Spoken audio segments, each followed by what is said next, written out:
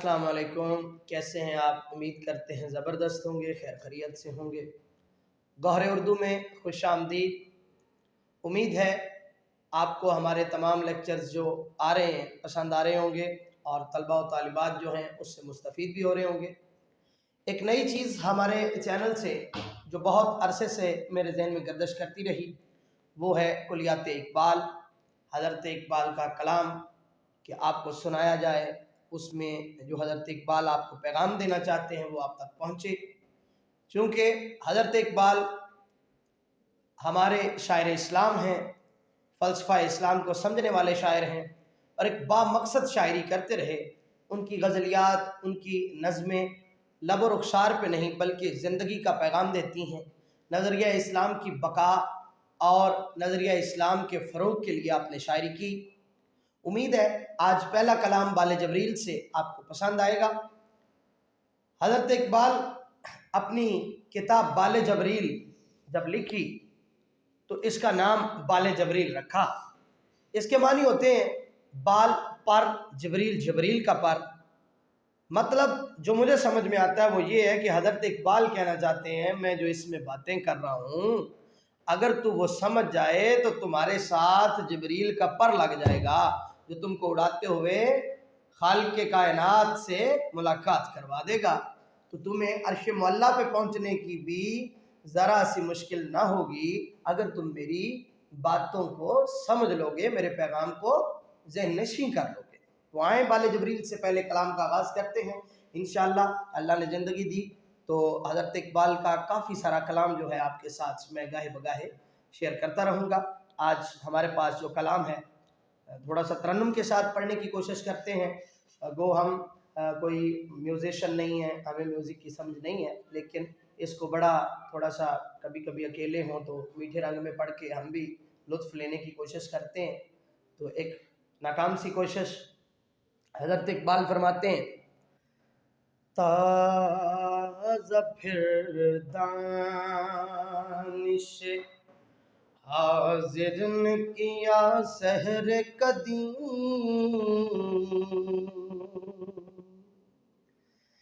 تازہ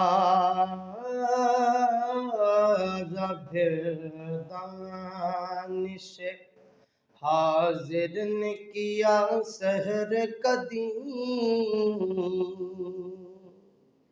گزر اس عہد میں ممکن نہیں بے چوب کلیم۔ اللہ اکبر۔ حضرت اقبال اپنا جو تخیل ہے، جو فکر ہے، اس کے اعتبار سے اس روئے زمین پر اردو ادب کے اندر سب سے بڑے شاعر ہیں۔ شاعری کے اعتبار سے اس میں کوئی شک نہیں، استاد غالب سے کوئی بھی معتبر نہیں ہو سکتا، مگر شخصی اعتبار سے اور اپنا جو ان کا ایک پیغام ہے اس کے اعتبار سے حضرت اقبال کا ثانی ابھی تک تو اس دنیا میں مجھ کو نہیں نظر آتا۔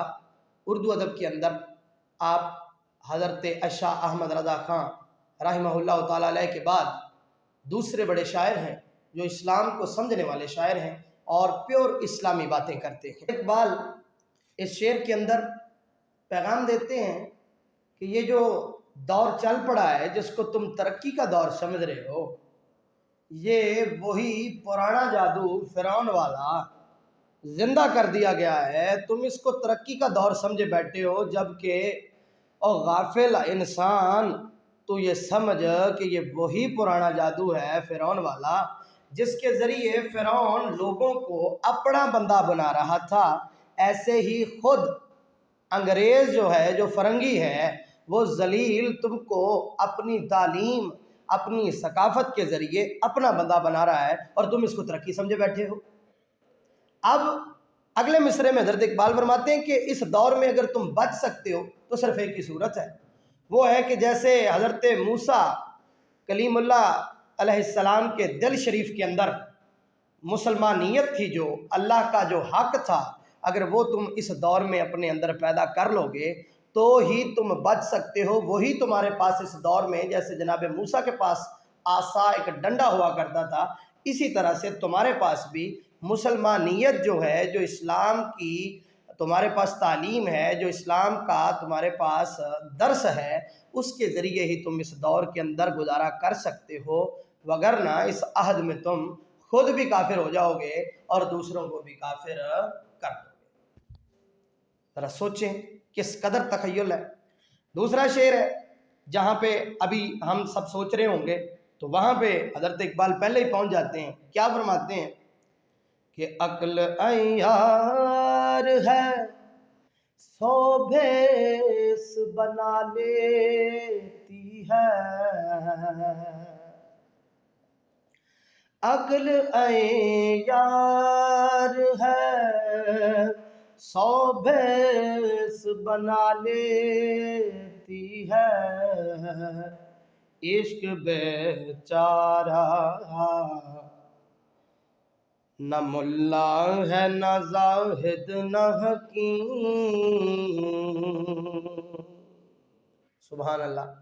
حضرت اقبال فرماتے ہیں کہ ابھی تم اگر یہ سوچ رہے ہو کہ نہیں ایسے تو نہیں ہوتا، ایسے ہو سکتا ہے، ابھی دور ہے، جدید دور کے تقاضے ہیں، ابھی ہم ان کی طرح نہیں لگیں گے تو وہ ہم کو پیچھے رہ جائیں گے، تو اے غافل، یہ عقل کی ساری سوچیں ہیں۔ عقل انسان کو ہمیشہ جب بھی بندہ دین اسلام مبین کو چھوڑ کر عقل کو استعمال کرتا ہے تو وہ غافل ہو جاتا ہے، وہ اکثر ڈوبا کرتا ہے اور وہ راہ راست سے ہٹ جاتا ہے۔ اگر تم چاہتے ہو کہ اس دور میں بچ سکو تو پھر تم کو اللہ جو دل عطا کرتا ہے، جو ضمیر کی آواز عطا کرتا ہے، اس سے سوچنا پڑے گا، کیونکہ عقل اتنی تیز چیز ہے، کبھی یہ ملا بن جاتی ہے اور بڑے بڑے مسائل نکال لیتی ہے اور بچ جاتی ہے یا بچنے کی کوشش کرتی ہے، کبھی یہ زاہد کا روپ بنا لیتی ہے، اسی طرح سے کبھی یہ فلسفی بن جاتی ہے، لیکن عشق بڑا سادہ ہے، بھولا بالا مسلمان ہے، اور یہ کون سا مسلمان ہے؟ وہی مسلمان ہے جو جناب بلال حبشی رضی اللہ تعالیٰ عنہ جیسا ایمان رکھتا ہے اور یہ سمجھتا ہے کہ اگر تپتی ہوئی ریت ہی کیوں نہ ہو، مجھ کو وہاں پہ لٹا کے مارا بھی جائے تو میں عہد کی آواز نہیں چھوڑوں گا۔ کیوں کہ مجھ کو حکم ہے کہ جہاں پہ ظالم حاکم کی آواز ہو وہاں پہ کلمہ حق میں بلند کروں۔ تو یاد رکھو عقل بڑی تیز چیز ہے، یہ تم کو ترقی کا دھوکہ دے گی، یہ تم کو پیچھے رہنے کا تانا دے گی، یہ تم کو بتائے گی کہ تم کو اگر اس دور کے اندر آگے بڑھنا ہے تو پھر تم کو یہ کرنا پڑے گا۔ مگر عشق بڑا سادہ ہے، وہ تو سیدھا سادہ مسلمان ہے، نہ وہ ملا ہے، نہ وہ زاہد ہے، نہ کوئی فلسفی اور حکیم ہے، بلکہ وہ تو اپنی پنجگانہ نماز پڑھتا ہے، روزہ زکوٰۃ اور حج کا پابند ہے، دوسروں کے ساتھ بھلائی کرتا ہے، نرمی رکھتا ہے اور دوسروں کو بھلائی کا پیغام اپنے عمل سے دیتا ہے، نہ کہ باتوں سے۔ تیسرے شعر میں حضرت اقبال فرماتے ہیں ایسے منزل ہے غریبان محبت پہ حرام، ایسے منزل ہے غریبان محبت پہ حرام، سب مسافر ہیں بظاہر نظر آتے ہیں مقیم۔ سبحان اللہ۔ حضرت اقبال نے عشق اور محبت کو جس طرح سے جس رنگ میں پیش کیا ہے، شاید ہی کوئی شاعر اردو ادب کے اندر یا اس روئے کائنات پہ آقا دو عالم کے غلاموں کے علاوہ پیش کر سکا ہو۔ اس شعر کے اندر حضرت اقبال فرماتے ہیں کہ جو رب کے بندے ہوتے ہیں، جو سیدھے سادے مسلمان ہوتے ہیں، وہ منزل کی عیش کبھی بھی تلاش نہیں کرتے، وہ پھولوں کی سیج نہیں ڈھونڈا کرتے، وہ کبھی بھی منزل کے اندر سکون تلاش نہیں کرتے۔ غریبان یہاں پہ لفظ استعمال ہوا ہے، یہ با معنی مسافر استعمال ہوا ہے، عربی زبان کا لفظ ہے غریبان۔ تو حضرت اقبال فرماتے ہیں کہ عیش منزل ہے غریبان محبت پہ حرام، جو محبت کے مسافر ہوا کرتے ہیں ان پہ منزل کی عیش حرام ہوا کرتی ہے۔ کیوں؟ کیونکہ وہ کانٹوں سے پھولوں کی خوشبو لیتے ہیں، وہ کانچ پہ چلتے ہوئے بھی گلشن کی روشوں کو محسوس کرتے ہیں، وہ کسی صورت بھی منزل میں عیش تلاش نہیں کرتے، کیونکہ مومن کے لیے یہ کبھی بھی سکون کی جا نہیں ہے، اس کے لیے تو یہ قید خانہ ہے، ایک بڑی ہی آزمائش گاہ ہے۔ اس لیے حضرت اقبال فرماتے ہیں کہ جو منزل کی عیش ہے وہ مسافروں پہ حرام ہوا کرتی ہے، یہاں پہ وہ یہ جانتے ہیں کہ وہ مسافر ہیں، بس چند دن کا سفر ہے، آج یا کل وہ ختم ہو جائے گا۔ اس سفر کے دوران ان کو ایک ہی چیز کا خیال رکھنا ہے، اور وہ ہے احکام الہی، اطاعت رسول، اور یہ یاد رکھنا ہے کہ ضبط نفس کرتے ہوئے نیابت الہی کی منزل کو پہنچ جانا ہے ان کو، اور کسی صورت بھی اس دنیا کے اندر ان کو عیش تلاش نہیں کرنی ہے گراں سیر غم راحل آزاد سے تو، ہے گراں سیر غم راحل آزاد سے تو،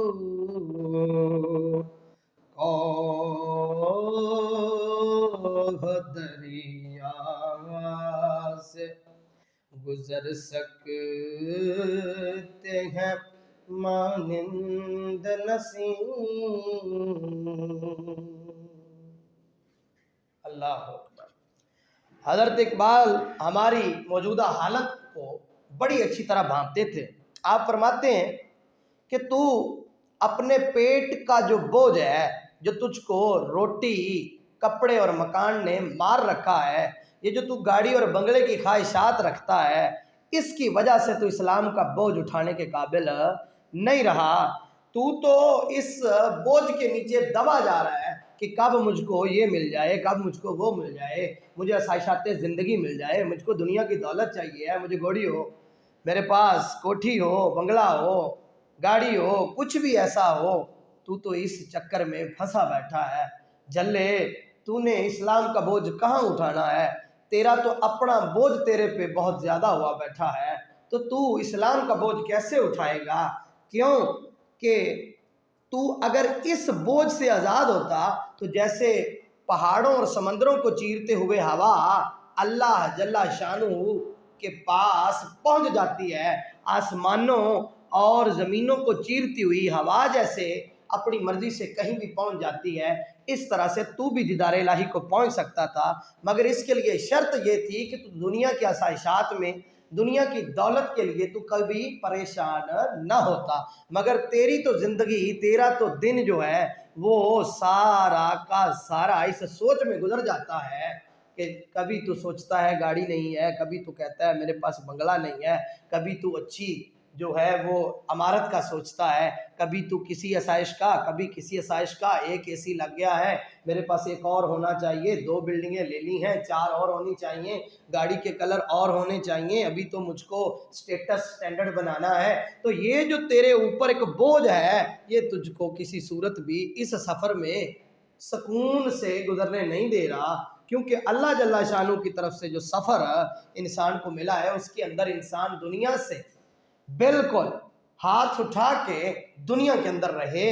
حضرت اقبال یہ چاہتے ہیں، اسی لیے وہ کہتے ہیں کہ کوہ دریا سے گزر سکتے ہیں مانند نسیم، تو بھی پہاڑوں اور سمندروں کو چیرتا ہوا گزر سکتا تھا، اور یہاں سے گزر کر تو دیدار الہی کو پہنچ جاتا اگر تو اس بوجھ کے نیچے نہ دبا ہوتا کہ تجھ کو دنیا کی دولت چاہیے۔ آخری شعر بہت کمال کا، اور یہ وہ پیغام ہے جو آج کی نسل اور ہر نسل کے لیے ایک ہی بات ہے، جو ہم آج کاسۂ گدائی اٹھائے پھرتے ہیں، لوگوں کے سامنے جھکتے ہیں، جاب کے لیے، نوکری کے لیے، یا پھر کسی صورت بھی ہم جو لوگوں کے سامنے اونچی آواز میں حق نہیں کہہ پاتے، اس کی وجہ یہی ہے کہ ہم نے ان چیزوں سے بہت دور اپنی زندگی بنا لی ہے، اپنے لیے جو الگ ایک دنیا بنائی ہے وہ اس پیغام سے بہت دور ہے۔ تو میں آپ کے ساتھ شیئر کرتا ہوں کہ یہ شعر مجھ کو اب تک کے اقبال کے کلام میں سب سے زیادہ متاثر کرتا ہے۔ کیوں کہ یہ وہ شعر ہے جس کو اگر بندہ پڑھ لے، عمل کر لے، تو دنیا کی جتنی بھی انسان کو مجبوریاں ہیں وہ ساری جاتی رہتی ہیں۔ تو حضرت اقبال فرماتے ہیں مرد درویش کا سرمایہ ہے آزادی و مرگ. ہاں مرد درویش کا سرمایہ ہے آزادی و مرگ. ہیں کسی اور کی خاطر یہ نصاب زر و سیم ہیں کسی اور کی خاطر یہ نصاب زر و سیم. اللہ اکبر. حضرت اقبال کہتے ہیں کہ جو اللہ کا بندہ ہوتا ہے، جو سیدھا سادہ مسلمان ہوتا ہے، جو بہت بڑی پگڑی دستار خانقاہ درویشی اور یہ جو آج کل پیر بنے بیٹھے ہیں اور جو بہت بڑے کوئی شیخ مشائخ ہیں، جو یہ نہیں ہوتے ہیں، جو سادہ سے مسلمان ہوتے ہیں، جو اللہ کے درویش ہوتے ہیں، ان کا سرمایہ دو چیزیں ہوا کرتی ہیں. پہلی بات ہے کہ وہ آزادی کے ساتھ زندہ رہتے ہیں، وہ کبھی بھی کسی کے غلام نہیں ہوتے، کبھی بھی روپیے پیسے ٹکے کی وجہ سے کسی کے سامنے سر نہیں جھکاتے، غلط بات کے سامنے حق بات کہنے سے گھبراتے نہیں ہیں. وہ یہ جانتے ہیں کہ اللہ اور اللہ کے رسول کے وہ خادم اور غلام ہیں، ان کو کسی بندے کا غلام نہیں بننا ہے. پہلی بات وہ یہ ذہن میں رکھتے ہیں اور یہی ان کی زندگی کا سرمایہ ہوتی ہے. اور دوسرا ان کا سرمایہ ہے کہ آزادی کے ساتھ زندہ رہنا اور آزادی مر جانا.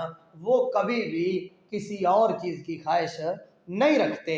پس جب ان کے پاس ہے کسی اور کی خاطر یہ نصاب زر و سیم، جب ان کے پاس زر مال دولت سیم چاندی سکے جواہرات پہنچتے ہیں تو وہ نصاب نکالتے ہیں. یہ زکوٰۃ ہے، یہ عشر ہے، یہ فطرانہ ہے، یہ صدقات ہیں، یہ اس کا ہے، یہ اس کا ہے، یہ اس کو دے دو، یہ اس کو دے دو. میرے لیے فقط دو چیزیں ہیں، ایک آزادی کے ساتھ زندہ رہنا اور پھر آزادی کے ساتھ ہی مر جانا.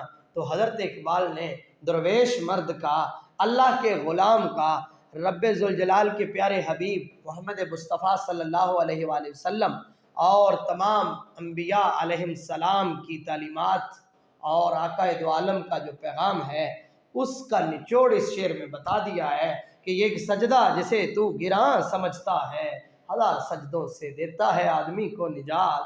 جب تو اس کے سامنے جھک جاتا ہے تو یاد رکھ پھر درویش کے دو ہی سرمایے ہوتے ہیں، آزادی کے ساتھ زندہ رہنا اور آزادی مر جانا. کسی بندے یا کسی بھی بادشاہ کا غلام نہ ہونا، بلکہ آزادی کے ساتھ لڑتے رہنا اور آزاد ہی اپنی گردن کٹوا کے اس دنیا سے چلے جانا. مال گاڑی پیسہ روپیہ اس کو کبھی خاطر میں نہ لانا، بلکہ یہ اس کے بندوں کو دیتے رہنا اور خود اس دولت کی حوث سے پاک رہنا. امید ہے آج کلیات اقبال سے آپ کے ساتھ بال جبریل کا یہ کلام آپ کو پسند آیا ہوگا. پہلی دفعہ آپ کے ساتھ اس طرح سے ہم بیٹھے ہیں تو انشاءاللہ مزید بہتری آئے گی. ظاہر سی بات ہے کہ کوئی بھی کام کا جب آغاز کریں تو اس کی پریکٹس جو ہے انسان کو بہتر سے بہتر تر بناتی جاتی ہے.